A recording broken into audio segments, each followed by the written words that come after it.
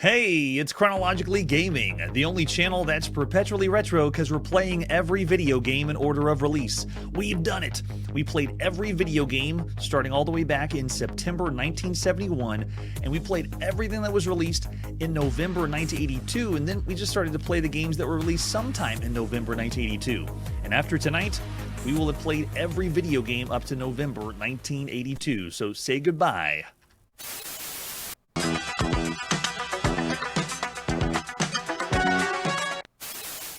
We were last in the arcade checking out Zor. Look at that, a scrolling shoot 'em up. I mean, we're talking pretty high quality. Let's see what the next game is. It's more and more hits in the arcade. This one is called Zoom 909. If you're looking at this and say, wait a second, I think I know this game. This is the first way it was released. Let's check out the advertisement flyer for Zoom 909. Venture into the dark and mysterious outer space. This is our 560-second game we've seen in the arcade thus far. And look down in the bottom right. This one's going to be good because it's by Sega. This is the 42nd game that we've seen by Sega on all systems. Imagine a world where there's only 42 games that Sega has done. And that's not including Sega Gremlin, which I'm thinking is a different company. Sega's done 39 games. This is the 39th that we've seen in the arcade so far. At home, they got one game on the Atari 2600 and two on the ColecoVision, and that is it. That just blows my mind. This advertisement flyer is showing lots of screenshots because this game speaks for itself. When you see this in the arcade, you are blown away. There's the advertisement flyer. Oh man, it is sci-fi all the way. And that's right, Punk Rock already said it in the chat. This is later going to be released as Buck Rogers' Planet of Zoom. This is the first time we're going to see it from the first release in Japan as Zoom 909. And we will be seeing Buck Rogers later when it's released. It's coming up pretty soon. You flip over the advertisement flyer on the back and we got even more screenshots. We have the enemy points. Look at that artwork. The sprite work is so good. Looks awesome. And there's the arcade PCB. You're going to need a lot to run this one. There's the arcade control panel. This is using an 8-way trigger stick. So you're going to be shooting off your bullets using the trigger, moving the joystick around, and you even have, wait a second, that has a fire button down below, but it also has the fast and slow buttons too. So you have the fire, you can increase the speed and then reduce the speed. And there's the example of the screenshot. So this one, we don't have the manual for this first version of Zoom 909. So let's just go to the arcade and play Zoom 909 by Hideki Ishikawa. Released at some time in November 1982. Hideki Ishikawa will later do the game Flicky that we're going to be seeing, I think, in 1983. But then after that, he does a lot of really good pixel work and character designs for some of the characters that you would consider beloved. So this is the first time that we've seen Hideki Ishikawa on the show, or the first game that he was involved with. All right, so this is, I mean, right off the bat, this is just really cool. It is what we would call a chase view rail shooter. So it's a game on rails. You're going to be shooting a bunch of stuff up, and you can actually see the ship and move the ship around. Well, I just want to get right into it. Let's play. Put a coin in, flying through space with Zoom 909. Wow. So there's my fire button. I have my speed up. I can go max speed. And I can slow down. Look at that, and just go to the speed of 1.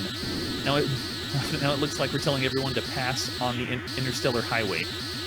So on this screen, I can only move about halfway, not even halfway, third of the way up the screen, and then come back down. It's also controlled, the joystick is controlled with absolute control. So when I move up on the joystick, it goes up. When I go down, it moves down. It's not using what we've seen with a lot of space combat simulators, where it's reverse controlled like you would have on a plane. But I have freedom all around the screen. So now that we're on this second mode, I can now go a lot higher up, avoid the shots. But wow, I'm already seeing this is the same technology we saw Sega use with Sub-Rock 3D. That's what this first makes me think of, which is the beginning of sprite scaling. Look at this. That's so cool. And yeah, this definitely looks like the trench run. I saw someone say the Star Wars, or the poor man's Star Wars. We have yet to see the Star Wars arcade game. That's going to be later in 1983. Oh gosh, Explosion looks awesome though. If you look in the top right, it's giving us the round and section that we're part of. Actually, why am I trying to go between the barriers? I don't think I have to, right? This isn't skiing. I'm not going to get points for it. The other thing that's interesting is, I'm not sure if it's the emulation, but whenever I move my ship around, it automatically sends me back to the center. It's like a little drift action we have. All right, we got our high score. We can put it in the high score table so everyone can see how many times I blew up. You can resume play at the same sector. Whoa, push the start button. Go, go. That means there's a continue feature. Quick. Oh, look, you can take over where you left off and go to the next. Oh, that's great. So you can just keep playing. How far can you go and see higher and higher sectors? That is the new wave of arcade games. It is not just over and over again score attack. Well, this one still is score, but you can actually continue where you left off if you have enough money. It's pay to play all the way. Yeah, Sega was taking their formula and just building upon the other games. All right, now we got some boss action here. Got to blow up the turrets around the outside. Wow, this is so amazing. Now, what I don't think, though, is this game is not stereoscopic 3D like we saw with Sub-Rock 3D. It was using the same technology, but that one actually had stereoscopic three-dimensional view. This one is just playing off what you see here on the screen. Wow, this is great. Enemy types and what they have for you to fight against is so good. We are being destroyed. But we clear away and then put our high score in. This is fun. Yeah, and just keep going. Yes, quick. We got enough money. I want to speed. You can slow us down a little bit. Or speed us up. Let's go max speed. Crank it up. This is awesome. So this style of game with this view of game is the chase view rail shooter that we would define on the show, and this is the 6th game we've seen that's like this, or presented this way. Games like Space Encounters by Midway in the arcade, Explorer by Data East, Zaxxon on the Atari 2600 did this kind of view. They didn't go for the isometric view, but they did go for this kind of behind-the-view rail shooter, or chase view rail shooter. And then the game Rougian that we saw in the arcades had a mode that was like this, or very similar to this. It was very well done. This one seems to be a little bit more impressive, and the frame rate seems to be higher. It doesn't feel like I'm being tricked as much. Rougian felt like I was cheating a little bit, but of course they're cheating to make the game play that way. All right, let's go in, keep putting in our high score. This is really, really good. Couldn't say 8 points short of the previous score. Yeah, we're doing the best we can. I thought I was going to get away with flying through multiple, but I guess not. So now round 2, sector 5, and I've said this with a lot of the arcade games. Even though they want you to do a score attack style game, having an objective of how far you can go and see the next round or sector is awesome. Let's blow up some of the mines here, and let's crank the speed up. Wow, yeah. This one has many more enemy types than we saw with Sub-Rock 3D, and this is just a lot more fun to play. Being able to go round to round. Boss mode, you can see we've already pretty much looped because we're on round 2. Oh, they flew right into me. Yikes. There was another game we played kind of like this on home computers called The Force, but it's obviously not presented as well as this. It was on the TRS-80 color computer, but it was the same concept. You can see your ship, you're flying around with it, blow them up. Oh, that's awesome. Nice play. Go on. Go on. When we first played Turbo in the arcades, I called that proto super scaling. Pole position. It's like we've merged from proto superscaler technology to actual superscaler. All right, here we go. This is best one so far. Put the score in. Feels strange doing it with a trigger stick. Yeah, colors are excellent too. I love the continue feature as well. So not a lot you can compare to this, but you obviously know where this is going to go. this game is going to lead us to Space Harrier. I'll pretend it doesn't. I don't know what that is because we haven't seen that. We're not going to see it for quite some time. But this is the beginnings of it. This is basically like that. It still plays so well. Man, it's a lot of fun too. That's awesome. So that's Zoom 909. I want to keep going. That was one I could pump tons and tons of quarters in. But this is Zoom 909, so it would be pumping tons and tons of yen. Of all the games you could play on everything available in the arcade, this is excellent. This is one of the top tier games. Whatever we rate Zoom 909, I'll be rating the same for Buck Rogers' Planet of Zoom as well. I look over in the chat, we got Jeremiah throwing out 4 stars for everything that you could play right now available in the arcade.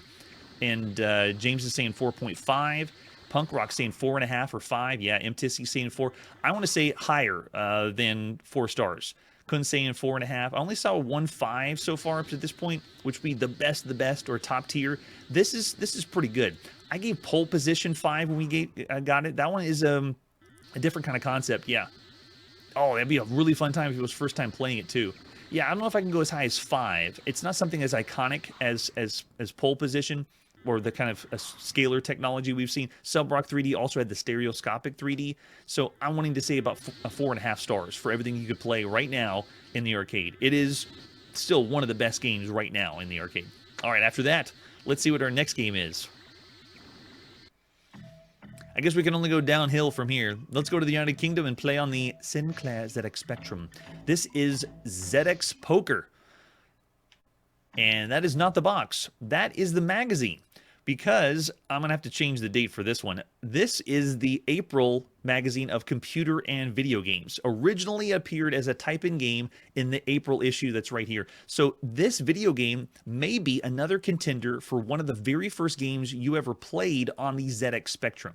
So this magazine was, you could type it in for both, basically. This is the second time we've seen a video game we typed in from computer and video games, the other one being Robo Run. But there it is, Zzyzzyxx Poker. Artwork for you, and then you flip to the right page and then type it all in. And it says runs on the ZX81. Yes, this is for the Sinclair ZX Spectrum. Yeah, so this is more like a slightly backlog. Whenever I came across this game, because we're going through them in alphabetical order right now for November, I realized, wait a second, it was available first on the ZX81, and you could have played it on the ZX Spectrum at that time too. So we'll do it now, and I'll just change the date. Let's type it and play Zzyzzyxx Poker by David Lamb. Way to go, David.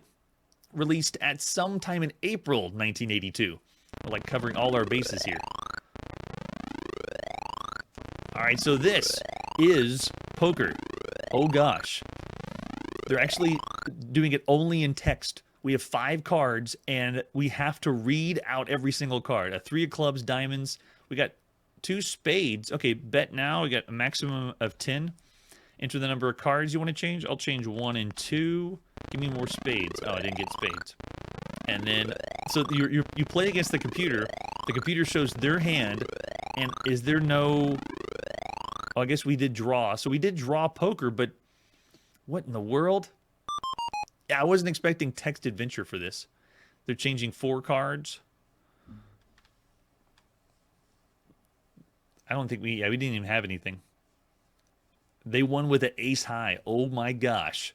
So this is obviously a poker video game. It's the 12th poker video game we've played thus far, and everyone bask in the glory, because this is the worst video game of poker that we've seen so far. That's another reason I wanted to show it.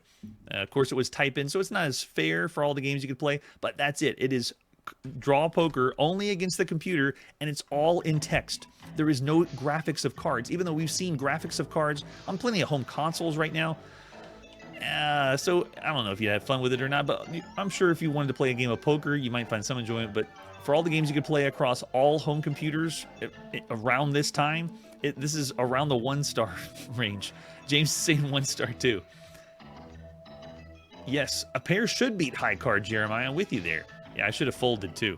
Yeah, I'm going to have to go 1 star. It's like borderline broken because of all the things you could play. I mean, we even played really good poker. Ken Ustin's blackjack and poker is like top tier right now. Yeah, and Disney. Yeah, 1 star it is for Zzyzzyxx Poker. All right, now let's see what our next game is. This is it, the event everyone's been waiting for. It's the game at the bottom of everyone's video game list. It's Zzyzzyxx. And I am pronouncing that the best I can because I don't really know exactly how to pronounce this title. I mean, look at this. Look at this. That's the title of your game? Really? That's the one you pick of all the games you could pick right now? This game is only available in the arcade, which means it never got ported anywhere else. It is the 563rd game we've seen in the arcade so far. So this advertisement flyer has all the characters in the game. They're kind of doing what Pac-Man did. We're playing as Boris, which is the green-looking alien guy, and then we have other Radigans, which are running around as different characters. Boris, Bluto, Smoot, and then our girlfriend Lola that's here on the front of the advertisement flyer. It kind of looks like the same guy as Mr. TNT, Charlie. It feels that way. That's another good point, Punk Rock. Maybe they just fell asleep at the keyboard and just said, all right, whatever, print it. But it's obviously pronounced Zzyzzyxx. This is Zzyzzyxx. This is Cinematronics' 15th video game we've seen so far. The only game that they've done at home has been Armor Attack for the Vectrex that we've seen.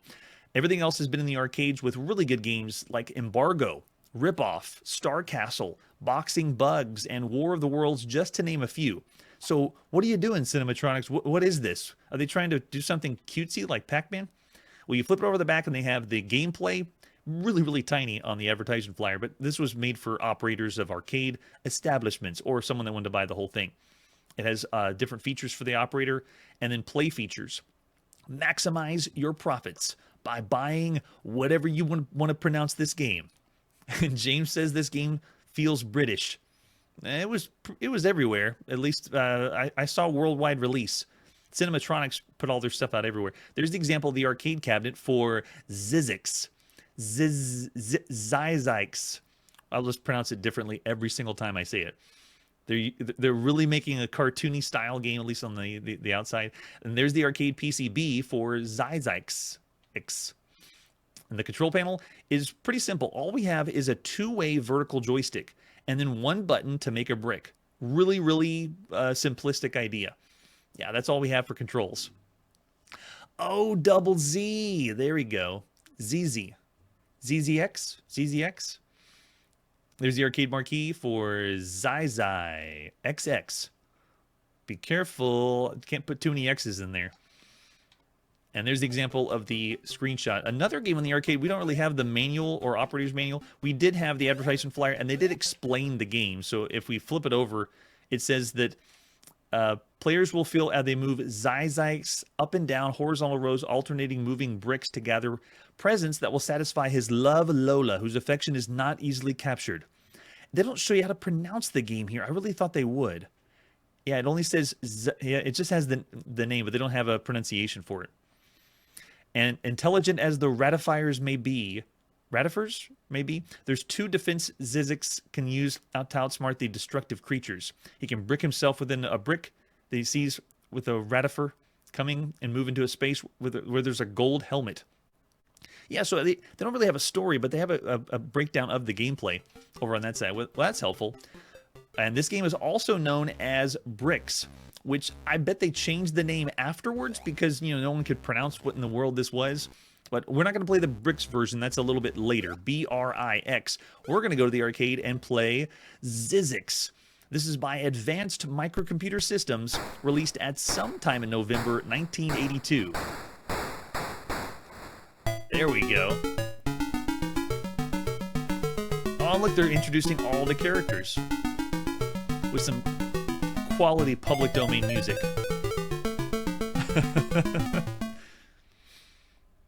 There we go, and I bet they're going to give us how to play. Yes, get helmet. That's helpful. Looks like a Viking helmet. Use the helmet to break bricks. You only break 1. And then use the helmet also to trap ratifers. You can trap them inside the brick. And all of the enemies have a name, kind of like they did with Pac-Man. You want to gather all the gifts for Lola, and it says Lola wants more gifts. And when she has enough gifts, she's happy, and you can take those gifts to Lola, so that means you can go to where Lola is at the end.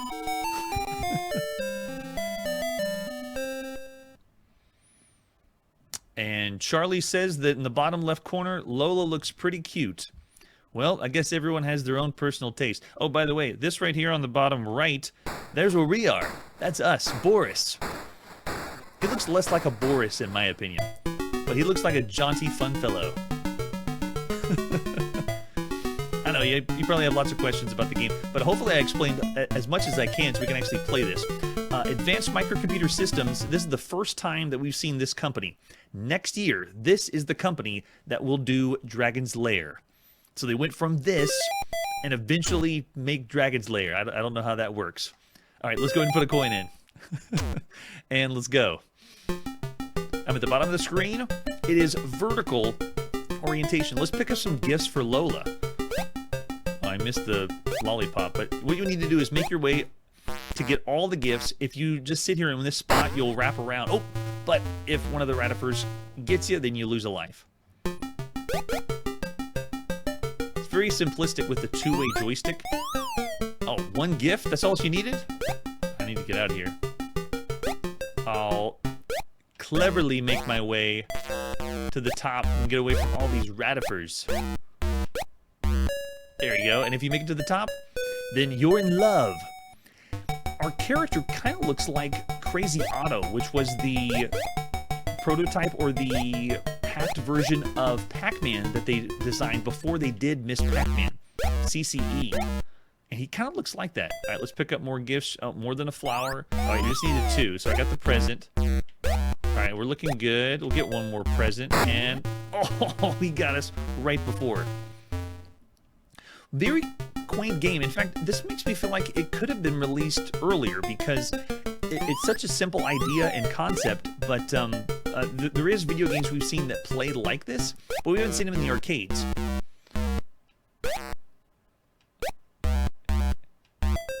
I wonder if they made any money off of this, because it's just very easy to get into and play. So this is our last life. We're not doing very good with gifts right now. Oh. And we're dying very fast too. So I would consider this game still a variant of Frogger. You're going from one side of the screen to the other, and obviously there's not a jumping, but you really didn't. I know you were hopping as a frog, but you still had to move at the top. But this one's kind of dumbing that down. In a way, it's simple, like the game Freeway, which is also a variant of Frogger too. But it's arcade-style game all the way. Go! All right, let's try it again. This is the 38th game we played that is similar to Frogger. Go across the screen, go do something, and then come back sometimes. But there's games we played where it was all happening on one side of the screen. This is really close to a game we played on the TRS-80 Coco called Conveyor Belt. And it really reminds me of that. Plus, there's Freeway and Chicken that play like this. And then we played a game called Meltdown on the Atari home computer. Meltdown had conveyor belts like this on one of the sections. Meltdown is really good. Now that I realize I'm playing this in the arcade and I played something better than this at home on the Atari home computer, it's pretty good. Yeah, where's the helmets? I haven't seen the power-ups. When we do get the helmet, you only can get the... You only can do the brick one time. Let's get up there. Go, go, go, and... We're in love! Alright, then we make our way to the bottom. There's more... They're filling this game up with tons of Polo Dome music. I think that's the Saber Dance. And then we heard another... Was that, Nope. Didn't time it right. So there is a patience element to it because you do have to wait till you wrap around the other side. Let's mess with the dip switches this time, right? Let's have some fun with this. Can we change this up? Oh, 3 lives is the max you can have? Demo sounds, bonus life, starting laps, second bonus, difficulty of pleasing Lola. You can change how difficult. I guess that every one of these arcade cabinets has that. And then we do want to show intermissions. Yes. Extra lives. 5. Let's do that one. It helps a little bit, but I was hoping we could get some more into play. I want to be able to see further, because I didn't even see the power-up yet. We'll get that, and then quickly before the Radifers come. Gosh. You have to plan out your route to make it to the top. Maybe we'll get a power-up at the top.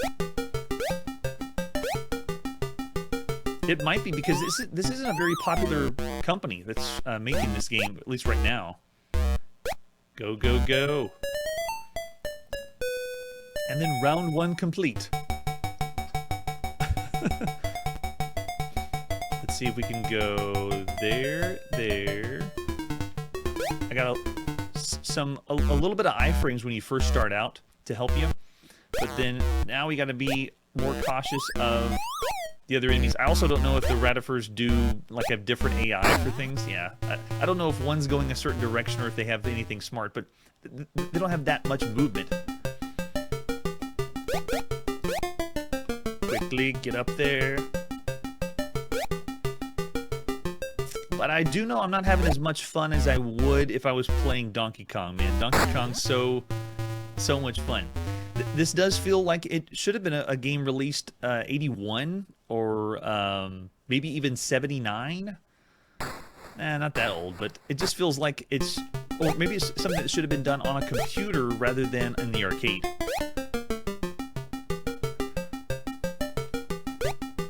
All right, quickly. You also have to do a lot of waiting. Don't you love it when video games make you wait for stuff? I also might be impatient because we went from Zoom 909 and Zor to this.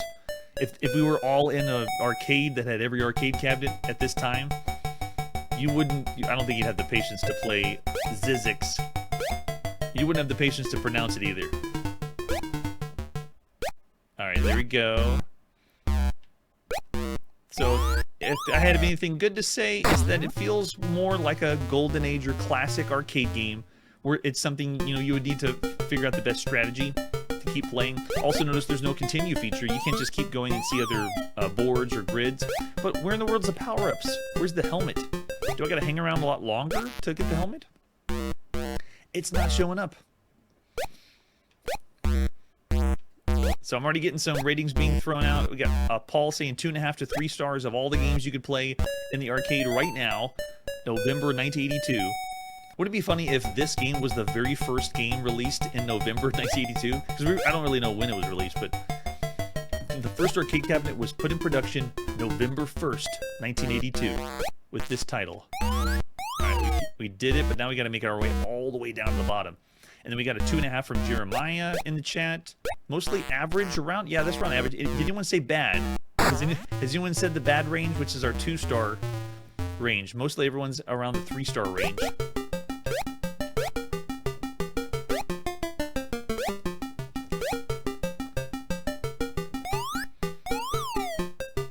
If you've been keeping up with the show and seen all the games we've played in the arcade so far, there are so many really good ones. So this one isn't doing other favors, because we have seen some arcade games that have done stuff we haven't seen before, but it was still fun. Like an example would be Splat. Splat was out there. It was weird. Eyes was another one. But this one, uh-oh, great. I don't think I can make it now. Yep. I had to loop all the way around, and then I died. Wow. So it looks like no one in the chat has said anything about this arcade game being a bad game for all the games you could play. And I would agree, it's not bad. It is fairly average for all the games you could play right now. But we've seen what the arcade can do. Arcade games are amazing.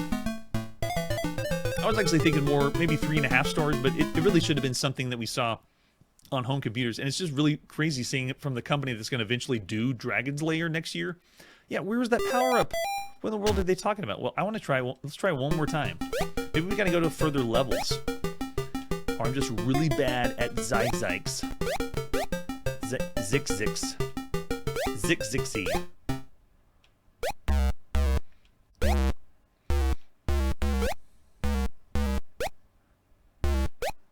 Uh-oh. Oh, we couldn't go to Lola. She wasn't satisfied. We didn't get any presents that time. There you go. Mark says I like it. Yeah, I actually wouldn't call it bad. It's all right. What was your rating, Mark? Did you put one out there? If you were in November 1982 and you were in the arcade, out of 5 stars, what would you give Zzyzzyxx? Nope. Come on, quick. Get me up there.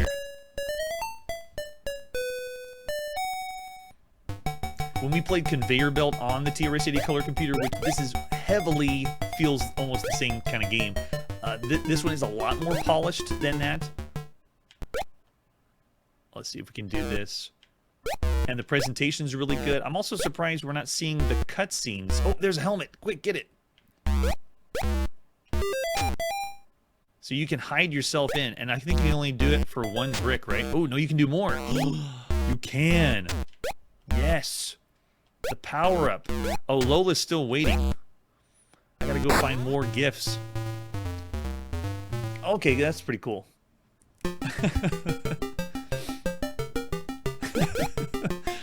Jeremiah's saying there's a plastic surgery gift in there. I don't know, maybe not in this level. We'll have to check the other ones.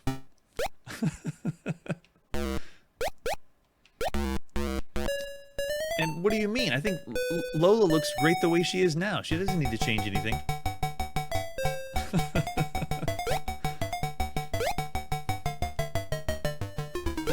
Yeah, it does make me want to go get to Buck Rogers.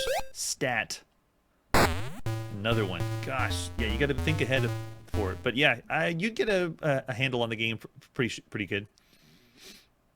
Yeah, the highest I would think to go would be 3.5 stars of all the games you could play right now in the arcade. I wouldn't call this one a excellent arcade title.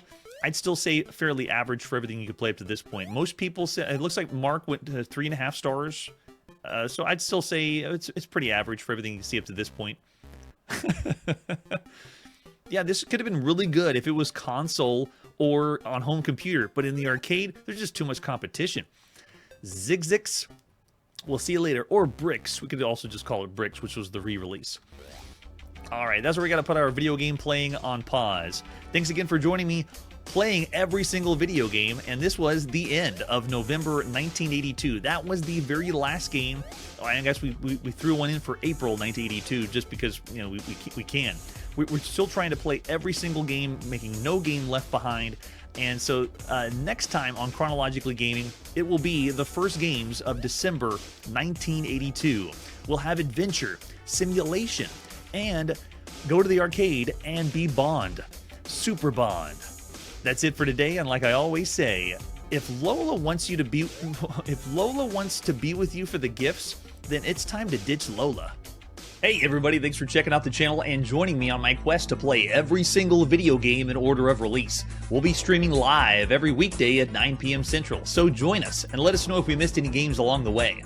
This video would not be possible without Launchbox, RetroArch, and MAME. Tell all your friends there's some crazy guy named Chronologically Gaming trying to play every single video game. We have links down below that'll send you to places like our Discord and Patreon, and one that says all the video games we've ever played. If you go there, it's a list of everything, and you can click right to the game you want to see. Chronologically Gaming is the name to look for. We are perpetually retro, and we will catch you next time.